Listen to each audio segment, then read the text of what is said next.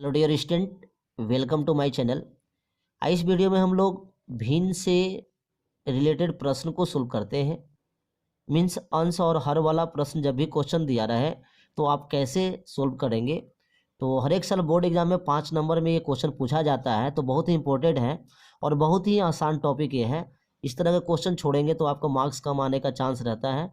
तो इस तरह के क्वेश्चन को आप आसानी से कैसे बनाओगे तो इस वीडियो में समझ सकते हैं। ठीक है, चलो यहाँ निकालना क्वेश्चन पहले पढ़ लो कि यदि किसी भिन्न के अंश और हर दोनों में 2 जोड़ दिया जाए तो वह 9/11 हो जाता है। ठीक है, चलो यदि अंश और फिर कह रहा है कि अंश और हर दोनों में 3 जोड़ दिया जाए तो वह 5/6 हो जाती है। वह भिन्न ज्ञात करें, मतलब अगर भिन्न पता ही नहीं है, कह रहा है कि जोड़ने के लिए कह रहा है, तो सबसे पहले भिन्न यहाँ पता करेंगे।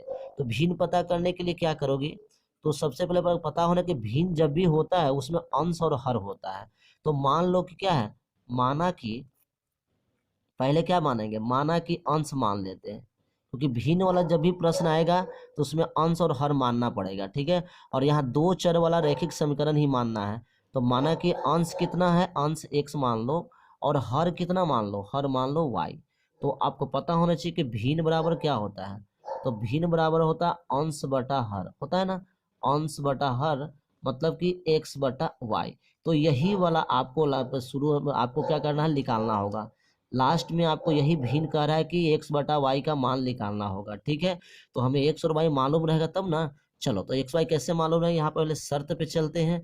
पहला में शर्त क्या है, तो लिखेंगे प्रश्नानुसार। पहला कह रहा है, क्या कह रहा है, प्रश्नानुसार कह रहा है पहला में कि देखिए यदि किसी भिन्न के अंश और हर में 2 जोड़ दिया, दोनों में जो 2 जोड़ दिया, देखिए यहाँ पहले से अंश x है और हर y है, तो प्रश्नानुसार कह रहा है कि दोनों में 2 जोड़ दो।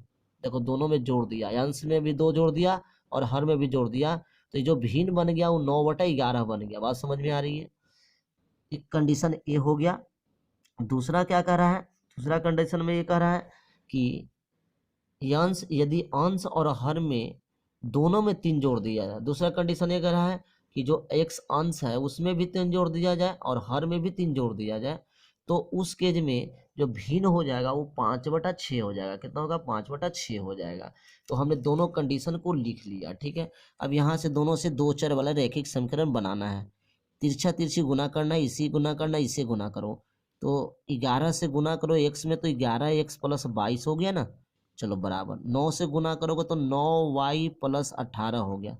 समझ में आ रही है, चलो इसको बढ़ाओ तो 11x रहने दो, इधर से लेके आओगे तो -9y हो गया, और बराबर इधर 18 है, इधर से 22 को एक तरफ है, संख्या को एक तरफ भेजो।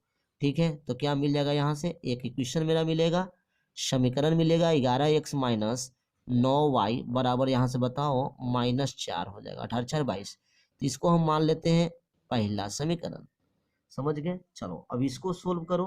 तो इसको भी उसी तरह से करना है, तिरछा तिरछी गुना करोगे तो क्या मिलेगा, 6 में गुना करो तो 6x + 18 बराबर, बताओ 5y + 15। जिसको तिरछा तिरछी गुना नहीं करने आता है इस वीडियो से भी समझ सकता है। अब 6x, इधर y को इधर भेजो, पाई y बराबर 15 - 18 हो गया। तो यहाँ से क्लियर देख सकते हो कि 6x - 5y बराबर क्या हो गया, -3 हो गया। इसको दूसरा समीकरण मान लेते हैं। ठीक है, अब तुमको समीकरण को सोल्व करने के लिए आता होगा, पहला दूसरा समीकरण कैसे सोल्व करते हैं ये आप लोग को पता ही होगा। तो कैसे सोल्व कीजिएगा इसको, तो देखिए। ठीक है, तो इसमें आपको क्या करना है,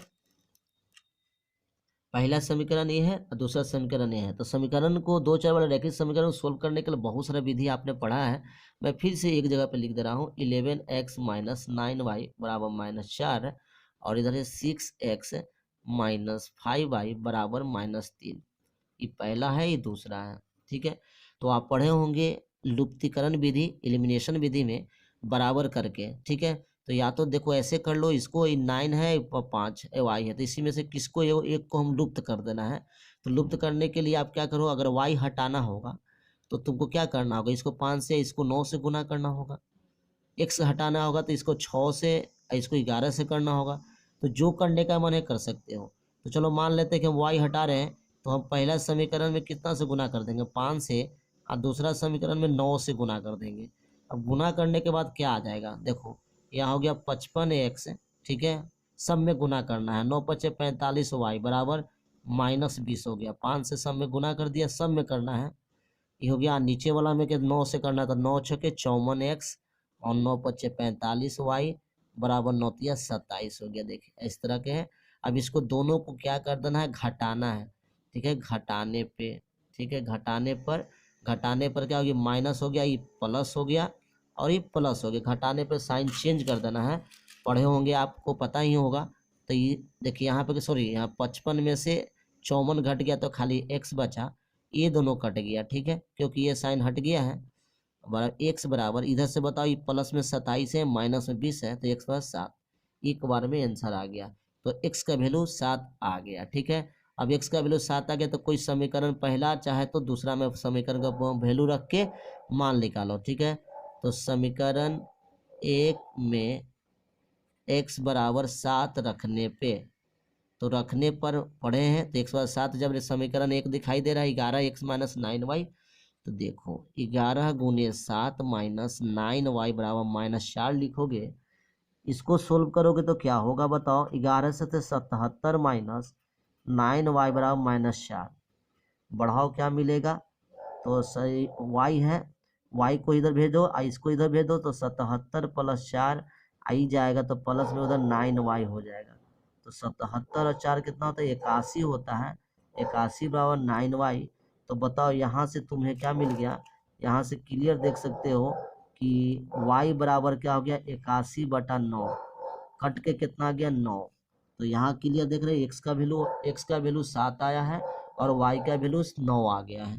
तो जो हमको भिन्न निकालना था, तब अतः भिन्न बराबर क्या हो जाएगा, अतः भिन्न बराबर x/y था। x का वैल्यू 7 है, y का वैल्यू 9 है। तो यही आपका क्या हो गया, आंसर हो गया। क्या हो गया, यही आपका आंसर हो गया। तो देखिए कितना आसान क्वेश्चन है, 5 नंबर का एक क्वेश्चन पूछा जाता है। तो जब भी आपको अंश और हर से रिलेटेड क्वेश्चन पूछे तो आप इसी तरह बनाइएगा। सबसे पहले अंश और हर को कुछ मान लीजिएगा, भिन्न लिख लीजिएगा, और उसके बाद जोड़ने कहेगा जोड़िएगा ऊपर नीचे, जैसे जोड़ने घटाने का रहेगा। उसके बाद समीकरण बना दीजिएगा, पहला समीकरण, दूसरा समीकरण। उस समीकरण को हल करके आपको एक्स और वाई का मान निकाल के लास्ट में आपको x/y का वैल्यू निकाल देना है, क्वेश्चन बन जाएगा। तो आई होप आप अच्छी तरह से इस क्वेश्चन को समझ गए होंगे। और इसी तरह क्वेश्चन को समझने के लिए, बेनिफिशियल वीडियो समझने के लिए आप हमारे चैनल को सब्सक्राइब कर दीजिए। Thank you.